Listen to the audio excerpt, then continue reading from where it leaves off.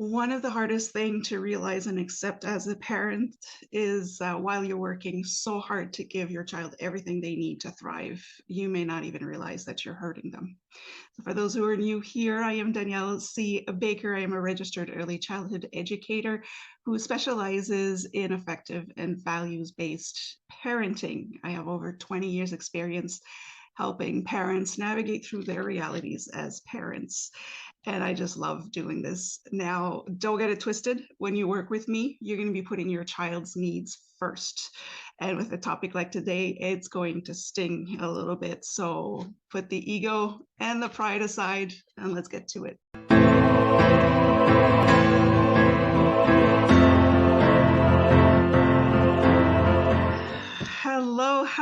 Hello. Welcome to the Talk to Danielle podcast. I am your host, Danielle C. Baker. And before we get started on today's topic, be sure to like, follow, and subscribe to whichever channel you are listening or watching from. And of course, this is new to season 2. This episode is brought to you by the Self-Esteem Doctor Online Academy. The wonderful and beautiful Dr. Simone Alicia has amazing resources to work on your child's self-esteem, self-worth, and everything that comes with it, confidence. Amazing free resources. I will leave a link in the description of this episode and in the comments so that you can go and check it out. It is amazing. Works with children, teenagers, and even adults. So make sure to go check her out. Now, today's topic is a tough one. And it is very touchy. Now, I want to, before we jump right in, I really want to explain here that in the 20 plus years that I've worked with families, I have yet to meet a parent who wakes up in the morning with the intention of hurting their children. And I'm talking about families with domestic abuse and violence. No parent out there, despite all of the issues that they may be dealing with, wake up in the morning wanting to hurt their children. Now, we're not talking about the heavy stuff today. We're talking about just the average family who is loving, nurturing, who came from loving, nurturing family or overcame those issues. And that's where it becomes difficult because we bend over backwards for our children. We give a lot of our time. We work hard to be able to buy them and give them everything that we've wanted as a child. And so it's hard to believe that we could actually be creating emotional neglect for our children. We're kind of inflicting that on our children. Now, emotional neglect is a tough subject to deal with. And so there will be some triggers for some of you. It may bring back some old memories. So just take it as far as you can take it as well. I'm not going into big details, but it's still a sensitive topic. The reason why this subject is so delicate is because we never want to believe that our child could be suffering from emotional neglect. And we definitely don't want to believe that we could be the ones that are responsible for this emotional neglect. Now, the reason why this happens, and it's really not our fault. I always start by saying this, it's not our fault. We don't know what we're doing. We're not taught how to do it. We're not taught the right things. And neither were our parents, neither were our grandparents and great-grandparents. This is a generational thing. So we believe that we're giving our children love and affection, but we're not giving them the love and affection that they need. We give them the love and affection that we believe is love. We all have our love languages, but we're not actually paying attention to what they need in love and affection, and each child is different. So there is no textbook or magic formula for this. So the symptoms of emotional neglect can very much go undetected because we believe we're giving our children everything they need, when in fact they may be needing something different from us. So this episode will deal with the invisible symptoms that you may see, and we're only going to really deal with the symptoms. The consequences will be a different episode because that takes a bit of time as well. So be sure to check that out when it does come out. Most of the time, children are subject to emotional neglect because the parents don't understand their role as parents. And this is what I was saying. It's not our fault. We don't know. We don't know any better. Um, we've been getting we've been getting it wrong for generations. So it's really not our fault. Ignorance has a huge play in this. And now I'm going to be taking that ignorant part out. So it'll be up to you after this, what you want to do. At this point, it will be a choice. So be sure to pay attention. It is a big factor. We don't know that we're neglecting our children. And it's really not our fault, because even the great theorists, psychologists who study human behavior and human development. Maslow is one great theorist that we study a lot in early childhood education, that has a pyramid of what is needed to be able to achieve all the different levels of maturity, from children to adults. And the very bottom of the pyramid, the base of it, is the basic needs, as being fed, being clothed, shelter. And then the second level is that sense of safety and security. So without those two first layers of the pyramid, we are not able to get into healthy social interactions, cognitive development, to use our brain the way it's meant to be used. And it goes even further up into morals and values. And so without the first two pillars, the first two layers of the pyramid, we can't achieve the higher levels.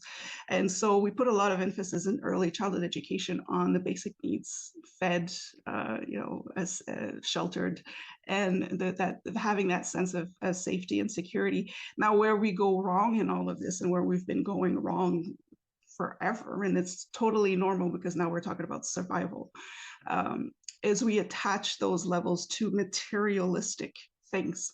So food, shelter, safety and security means, okay, we have a house, you're safe. I'm here to defend you if you need to, we're safe. The issue here is when children are born, they don't know the material world. They're not aware of the material world.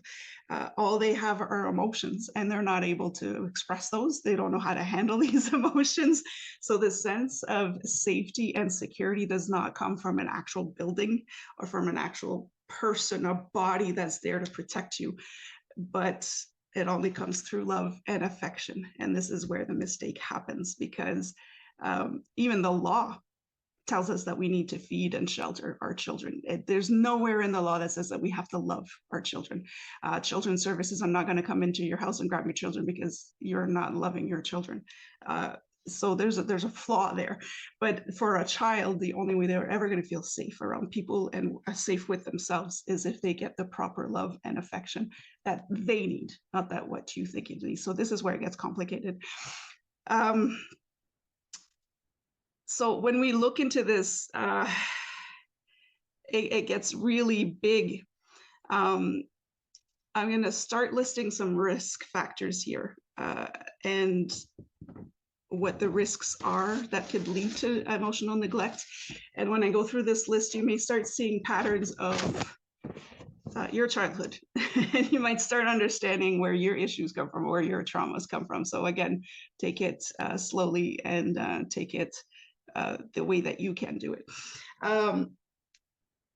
What we have to understand is emotional neglect has a direct impact on your personal identity, or child's personal identity. Who they are. Am I lovable enough? Am I worthy? Who am I? If we're not giving them that sense of security, of love and affection, they're not going to understand who they are. It also has a direct impact on their future behaviors and habits.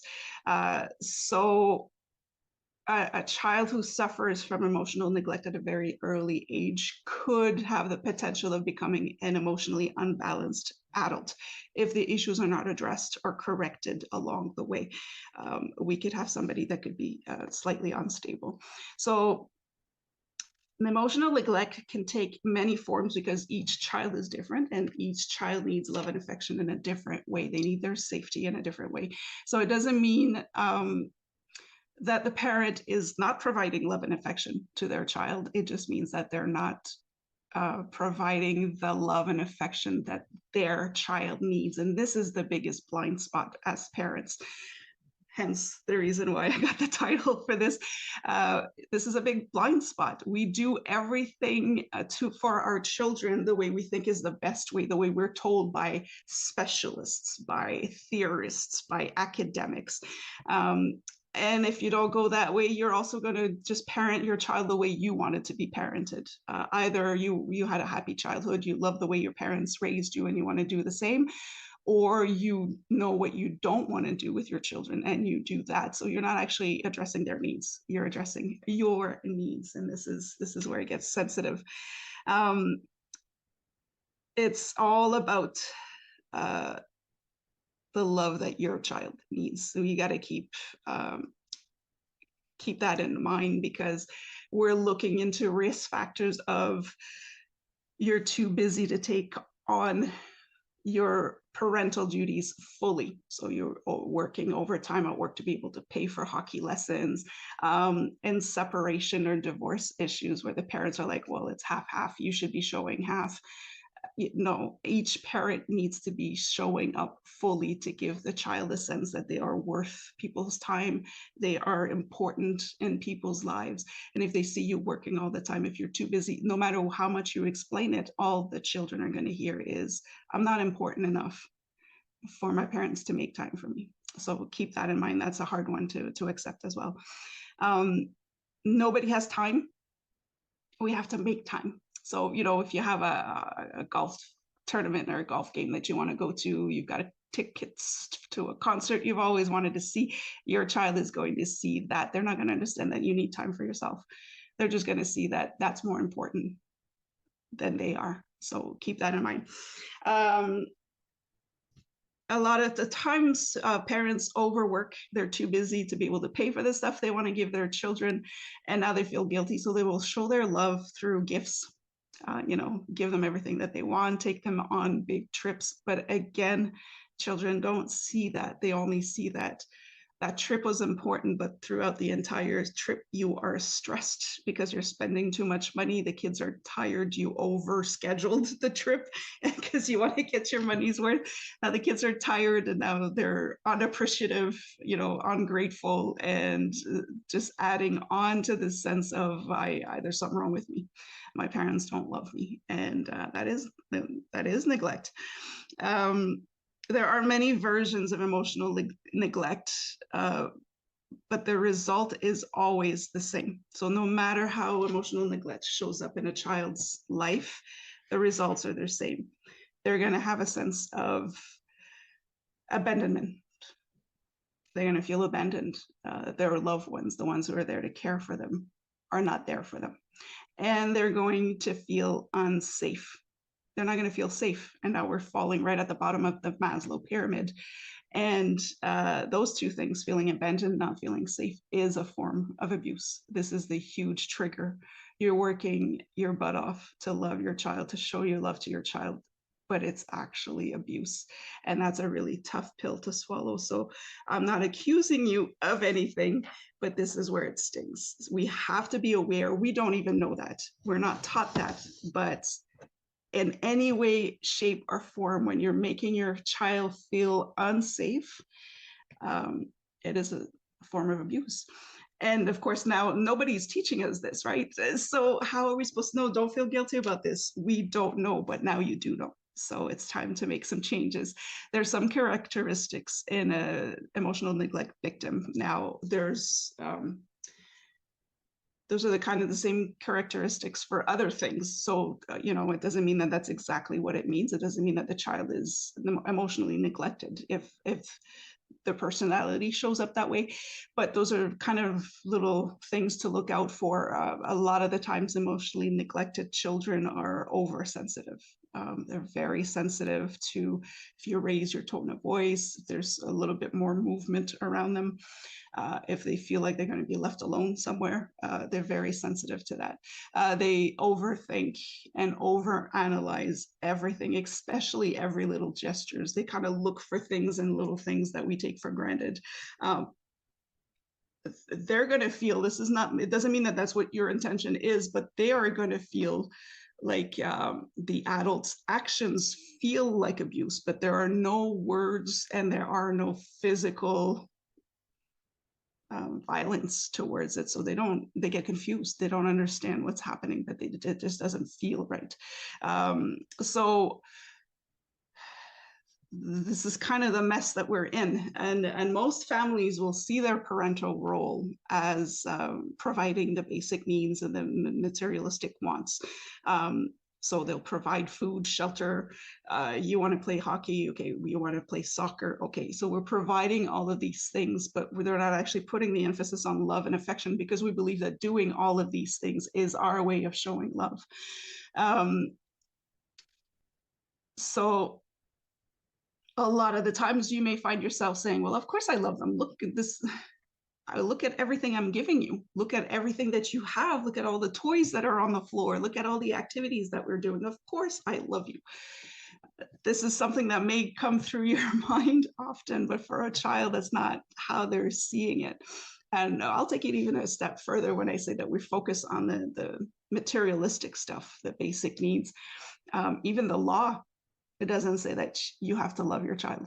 It says you have to feed them, you have to keep them safe. You don't have to love them. Child services will never come to your door to to grab your child because you're not loving them enough. So we don't see that as a problem. Our actions should show our love, and that's not always the case.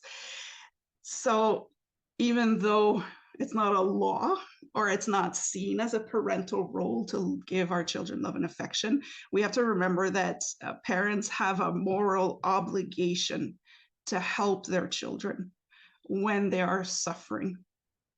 And emotional neglect, not getting the love and affection that they need the way that they need it, is a form of suffering. So that's where we twist it and say, well, it is our duty to provide love and affection to our children. So it's a moral issue more than a lawful issue. Now we dive right into the symptoms. Like I said, a lot of those symptoms are gonna come up undetected because we believe that we're giving the love and affection that our children need. And so we may not see those red flags. So keep an eye out for those. Now, it doesn't mean that that's exactly what it means. Those same symptoms could mean something else, but there are definitely red flags. Like I said earlier, the common denominator in this is the fear. They feel fear and they feel abandoned. That is often a symptom.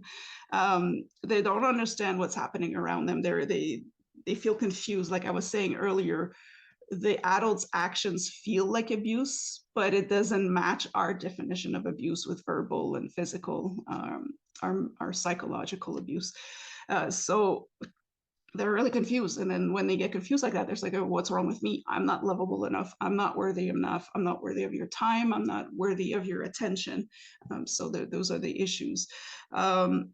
We have to understand, if you're still not quite understanding what the big deal is here, is that parents are the sole source of comfort to children. The sole source of comfort. So if you're not showing up, if they're not getting it from you, they're not getting it at all. It's not going to be the teacher. It's not going to be the grandparents. It's not going to be auntie and uncle. It's you. So when you're going through some stuff and you're kind of passing your child along to somebody else to care for them, yes, it does help. It's better than not giving them anything at all, but they're still not getting it from you. They're still getting the abandonment issues. They're still getting that fear and that sense of, I'm not worthy. For my parents, these other people are showing up, but my parents are not showing up. So keep that in mind. That is a hard pill to swallow as well.